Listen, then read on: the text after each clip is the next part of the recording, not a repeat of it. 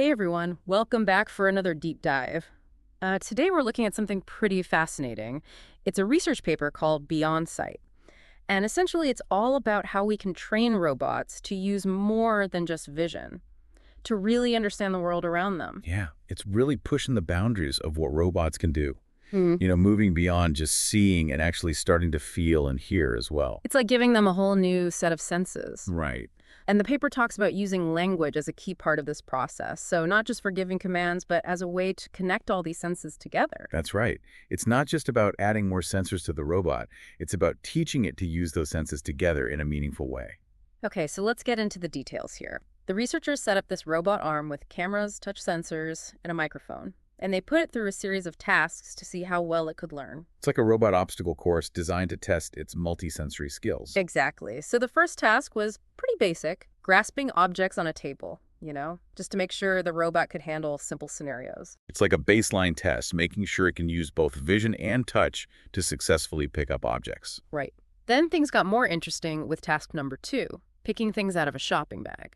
Now, this is where it starts to get tricky, because the robot's vision is partially blocked inside the bag. So it has to rely more on touch and sound to figure out what it's grabbing. Exactly. It's like when we're rummaging around in our own bags, we're not just looking, we're feeling around as well. Makes sense. So they called their training method FuSe, short for fusing sensory information. And the results were impressive. The robots trained with FuSe, using multiple senses, did way better than those that only used vision, especially in that shopping bag scenario. It really highlights the power of combining these senses. Yeah. The robots that could feel and see were much more successful at identifying and grasping the right objects. So it's not just about having the sensors, it's about knowing how to use them together effectively. Precisely. And that's where this multimodal prompting comes in. It's Yeah. all about giving the robot instructions that combine information from different senses. Okay, so instead of just saying grab the ball, the instruction might be something like grab the round object that feels squishy. Exactly. That forces the robot to think about both the shape and the texture of the object to figure out what it's supposed to grab. So it's really making the robot think in a more human-like way. That's the goal, to get robots to interact with the world in a more natural and intuitive way. And the third task focused on incorporating the sense of sound. So they had the robot press buttons that made different sounds. Like a soundboard with different effects. So Yep. now it has to match visual and audio information, not just rely on one or the other. Right. Each task was designed to emphasize the need for using multiple senses together. It's about creating a more complete picture of the world for the robot. And what really blew me away was the robot's ability to understand what the researchers called compositional instructions. Ah, yes. This is where things get really interesting. Instead of just responding to simple commands, the robot had to follow instructions that required it to combine information from different senses in a more complex way. Like solving a multisensory puzzle. Exactly. For example, they told the robot, grab the object that has the same color as the button that plays piano. Wow, that's a lot for a robot to process. It is. First, the robot has to identify the button that plays the piano sound. Then it has to remember that button's color. And finally, it has to scan all the other objects and find the one that matches that color. So it's like a multi-step process involving sound recognition, visual identification, and memory. It really showcases a deeper level of understanding, moving beyond simple stimulus response to a more relational understanding of sensory input. And the fact that the robots using FuSe could actually do this is pretty mind-blowing. It's like they're starting to understand the world, not just react to it. And it's a big step forward in robotics. Yeah. It suggests that we can train robots to perceive and reason about the world in a way that's closer to how humans do it. So how does this FuSe training actually work? What's going on behind the scenes to make this all happen? Well, there are two core components to the FuSe approach. The first one is called contrastive loss.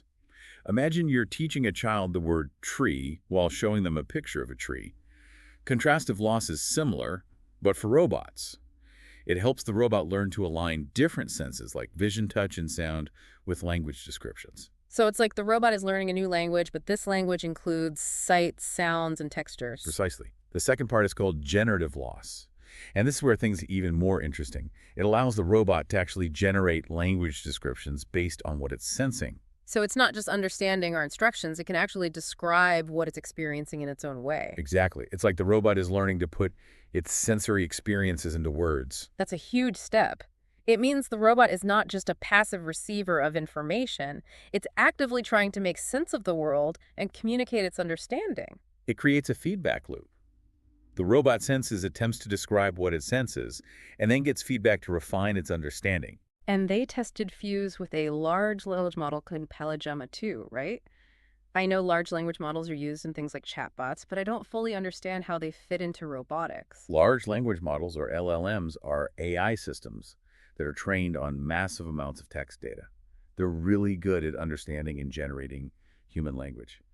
And they're becoming increasingly important in robotics research. So instead of just pre-programmed commands, we could actually have conversations with robots, tell them what we need, and they could respond in a way that makes sense. That's the direction this research is heading. It's not just about giving robots more senses. It's about giving them the tools to understand and interact with our world in ways that are closer to how we do it. That's incredibly cool, but I'd love to get a clearer picture of the experimental setup itself. What kind of robot were they using, and what exactly did these tasks look like in practice? Let's break down those details because they really help us understand the complexity of what the researchers achieved. All the experiments used a Widow X250 robot arm. Imagine a flexible arm with 6 degrees of freedom, meaning it can move in various directions. So this wasn't just a basic robot arm. What kind of sensory gear did they add? Well, they included a third-person view RGB camera to give it a broad view, a wrist-mounted camera for close-ups, and then 2 Digi tactile sensors on the gripper fingers to give it a really sensitive sense of touch.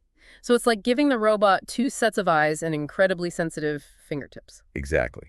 They also included a microphone for audio perception and a 9-degree of freedom IMU, which helps the robot understand its own movement and orientation. So it's not just sensing the world around it, it's also sensing its own body's position and movement. That seems crucial for coordination and control, right? Absolutely. And all these sensors feed information to the robot's brain, which runs the FuSe algorithms, enabling it to process and integrate all that sensory input. Okay, I'm getting a much better sense of the robot itself, but can we dive a little deeper into the three tasks you mentioned earlier? I'd love to understand the specifics of what the researchers were asking the robot to do and how each task presented unique challenges. Let's unpack them one by one because the design of these tasks is really insightful. We'll start with the simplest one, tabletop grasping. Okay, let's hear about that. What was the robot doing in that scenario? So for the tabletop grasping task, they placed various objects on a tray, and the robot had to use visual and tactile information to identify and grasp the correct object based on an instruction like grab the red block or pick up the squishy ball. Sounds simple enough, at least on the surface. It is in a way. Yeah. But even here, there's coordination happening. The robot needs to visually locate the object and then use its tactile sensors to confirm a good grasp. So it's not just seeing, it's feeling to make sure it's got a good grip. Exactly. Now, the shopping bag task really ramps up the difficulty. Imagine a bag filled with objects. The robot's goal is to reach in and, using vision and touch, find and grasp a specific object. I can see why that would be challenging, especially with the limited visibility inside the bag. Did the robot struggle with this? Well, this task forced the robot to depend much more heavily on tactile sensing. It couldn't just rely on sight anymore. It had to feel around, explore the objects, and make decisions based on tactile feedback. This is where the robots trained with FuSe excelled, demonstrating the benefit of that multi-sensory training. It's a great example of how these advancements could be applied in real-world scenarios.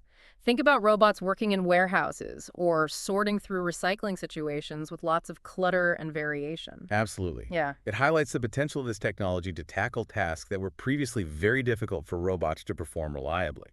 Now, the third task, the button-pressing one, focused on incorporating the sense of sound. They had an array of buttons that made distinct sounds when pressed. So like a soundboard with different effects, what were they asking the robot to do with these buttons? The robot had to use both visual and audio cues to find and press the correct button based on an instruction, like press the red button or press the button that makes a buzzing sound. Okay, so now the robot needs to match visual and audio information, not just rely on one or the other. Precisely. But they didn't stop there. They introduced what they called compositional challenges to make things even more complex. Compositional, what does that mean in this context? It means the instructions required the robot to combine information from different senses in multiple steps. Imagine asking the robot to grab the object that has the same color as the button that plays piano. Whoa, that's a lot to process. Break that down for me. Let's take it step by step. First, the robot has to identify the button that makes the piano sound, which requires it to link the sound it hears to the visual appearance of the button. So it's making a connection between a specific sound and a visual cue. Exactly. And then it has to remember the color of that button. So far, we've got sound recognition, visual identification, and memory all coming into play. Right. Now it has to scan all the other objects and find the one that matches that color. Wow, it's like a multi-sensory matching game. Did the robots manage to solve this? The robots trained with the FuSe method actually succeeded in solving this kind of challenge. It really showcases the power of multimodal learning. It seems like the robot is moving beyond just reacting to individual sensory inputs.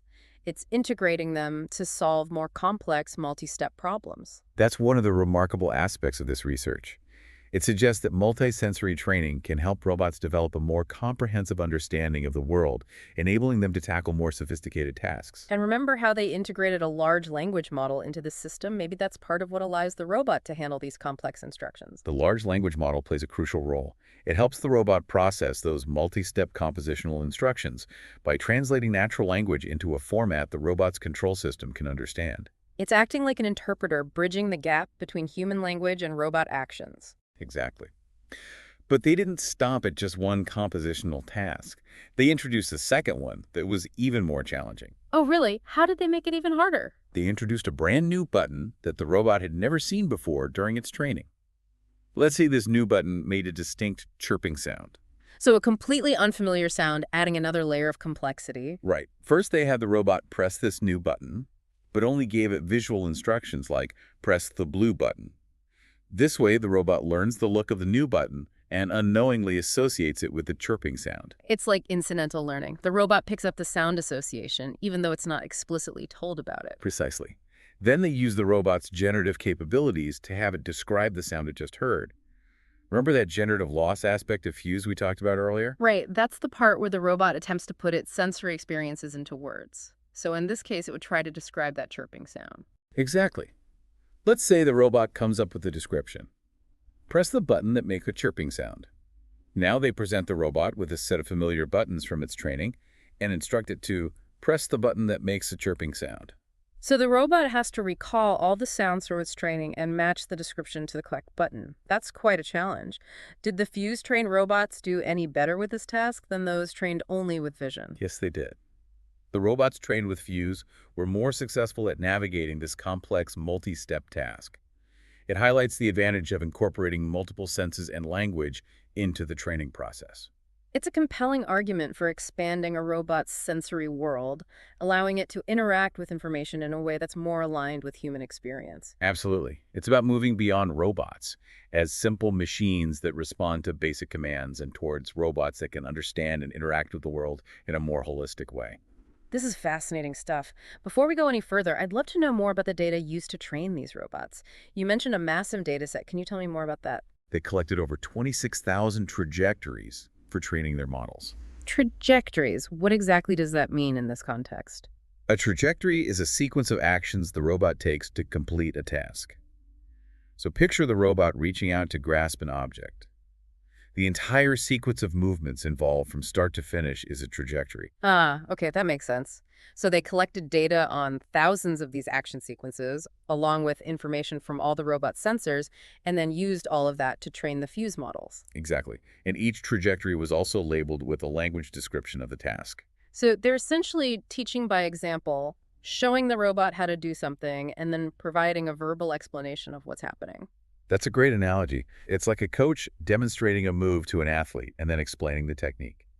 The more examples the robot sees, the better it gets at understanding the relationships between its actions, the sensory inputs, and those language descriptions. And having such a large and diverse data set seems crucial for training the FuSe method effectively, right? Absolutely. It's like giving the robot a textbook filled with diverse examples of multi-sensory experiences and their corresponding language descriptions. This vast amount of data allows the robot to learn and generalize, applying its knowledge to new situations. Okay, that makes sense. They're providing the data, the algorithms, and the hardware. It's a comprehensive approach to building robots that can perceive and interact with the world in a more nuanced way. And the results show that this approach is paying off. The robots trained with FuSe consistently outperform those that are only trained with vision, demonstrating the significant advantages of multisensory learning. It's clear that multisensory learning is a game changer for robotics. But we've been talking a lot about the big picture. Can we zoom in on one particular aspect? Sure. What would you like to explore further? Earlier, you mentioned that the tactile sensors used in this research were incredibly sensitive. Can you tell me more about these sensors and the kind of information they were able to capture? They're called digit sensors, and they give the robot a very fine-grained sense of touch. It's not just about feeling whether something is hard or soft. These sensors provide a much richer and more nuanced understanding of the objects the robot is interacting with. So, what kind of details can these digit sensors pick up on? What information were the researchers able to extract from them? They were able to measure things like the force being applied by the gripper, the curvature of the object being grasped, and even the distribution of pressure across the entire sensor surface. So, it's not just a single pressure reading, it's a whole map of tactile data that provides a very detailed picture of what the robot is touching. Yeah, exactly. And having this level of detail allows the robot to make more informed decisions about how to manipulate objects. It can fine-tune its grip strength, reposition its grasp, and even detect subtle changes in the object's properties. That's amazing. It makes me think of all sorts of potential applications. A robot that can gently handle fragile objects without breaking them, or one that can perform delicate assembly tasks with precision. You're hitting on some of the key potential applications. The combination of highly sensitive tactile sensors and the FuSe training method opens up a whole new realm of possibilities for robots that can interact with the world in a more dexterous and adaptable way. And by combining that sophisticated sense of touch with vision and sound through the FuSe method, the robot is getting a much more complete picture of its surroundings. Precisely. It's like putting together all the pieces of a puzzle to see the full image. Each sense contributes a unique piece of information, and by combining them effectively, the robot gains a richer understanding of the world. This research is truly impressive. It's exciting to think about how this technology could be used in the future. I'm curious, did the researchers discuss any specific real-world applications they envision for these multisensory robots? They certainly did. They highlighted a range of potential applications, with manufacturing being one of the most promising. What kind of impact could this technology have on manufacturing? I can imagine robots working alongside humans on assembly lines, but with a much greater ability to handle delicate parts and perform complex tasks. Exactly. Robots equipped with these capabilities could revolutionize manufacturing, making production lines more efficient, flexible, and potentially even safer.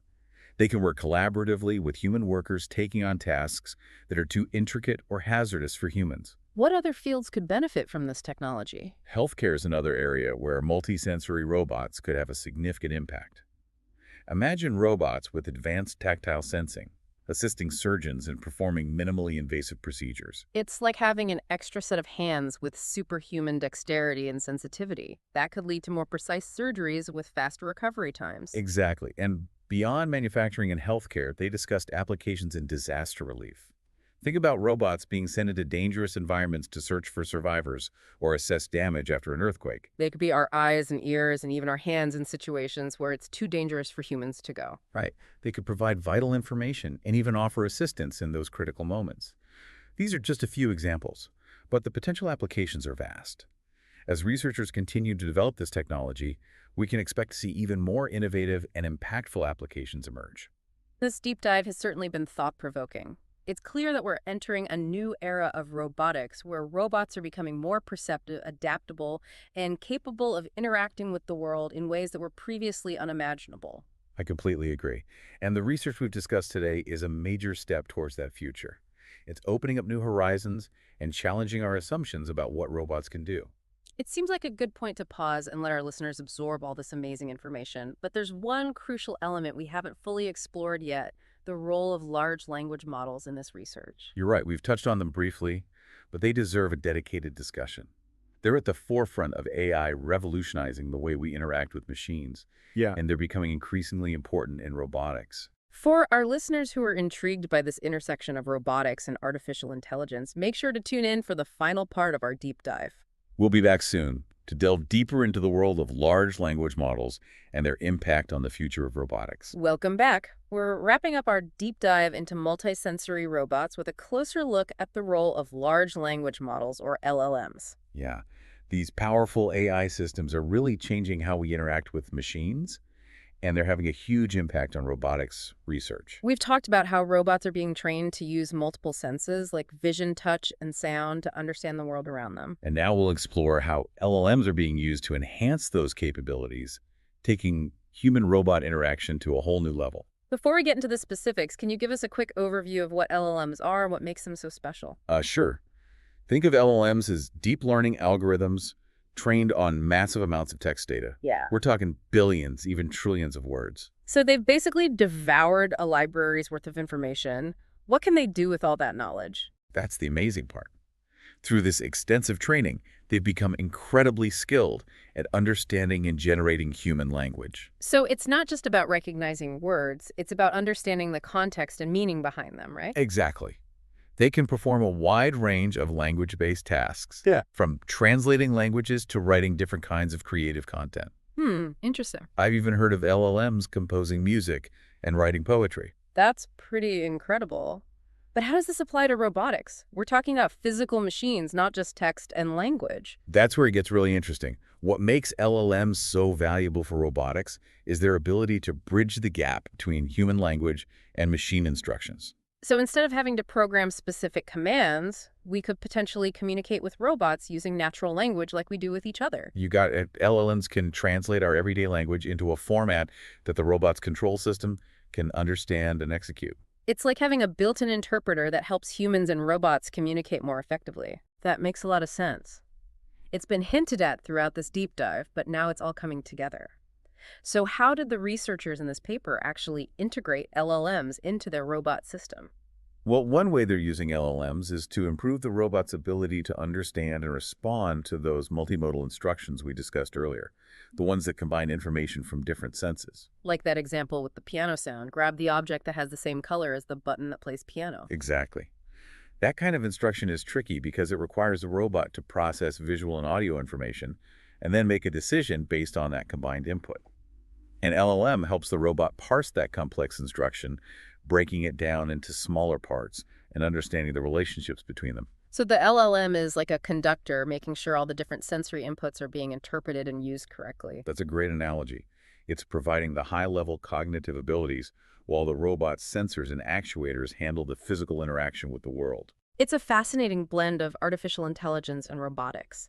It seems like the LLM allows the robot to move beyond just reacting to sensory input and actually start making decisions based on a more holistic understanding of the situation. That's a great point. And it's not just about understanding instructions. LLMs also help robots generate their own language-based descriptions of the world. So instead of just blindly following commands, the robot can actually tell us what it's seeing, feeling, and hearing. Precisely. And that opens up all sorts of possibilities. For one, it allows the robot to explain its actions and decisions, providing valuable feedback to humans. That's a game changer in terms of transparency and trust. It's not a black box anymore. We can actually get insight into the robot's thought process. Exactly. It's a step toward more natural and intuitive collaboration between humans and robots. We can ask questions, get meaningful responses, and work together more effectively. It seems like LLMs are key to shifting our relationship with robots. We're moving from a world where robots are just tools we control to a world where they're more like partners we can collaborate with. That's a great way to put it. This research is truly groundbreaking, paving the way for more sophisticated human-robot interactions. This deep dive has opened my eyes to how quickly robotics is advancing. It feels like we're on the verge of a new era where robots can perceive, understand, and interact with the world in ways we once thought were impossible. I agree. The integration of multisensory learning and large language models is pushing the boundaries of what we thought robots could do. Well, it looks like we've reached the end of our deep dive. We've covered a lot of ground today, from the intricate details of tactile sensors to the potential of human-robot collaboration. It's been a fascinating journey exploring this cutting-edge research. I hope our listeners have enjoyed this exploration as much as we have. We've seen how robots are moving beyond just seeing the world to incorporating touch and sound, and how large language models are enabling a whole new level of understanding and communication. This research is just a glimpse into the future of robotics. It's a future filled with exciting possibilities where robots can work alongside us, assist us in new ways, and help us solve complex problems. Thanks for joining us on this deep dive. We encourage you to continue exploring the world of robotics and keep asking questions. Who knows what incredible discoveries await us just around the corner?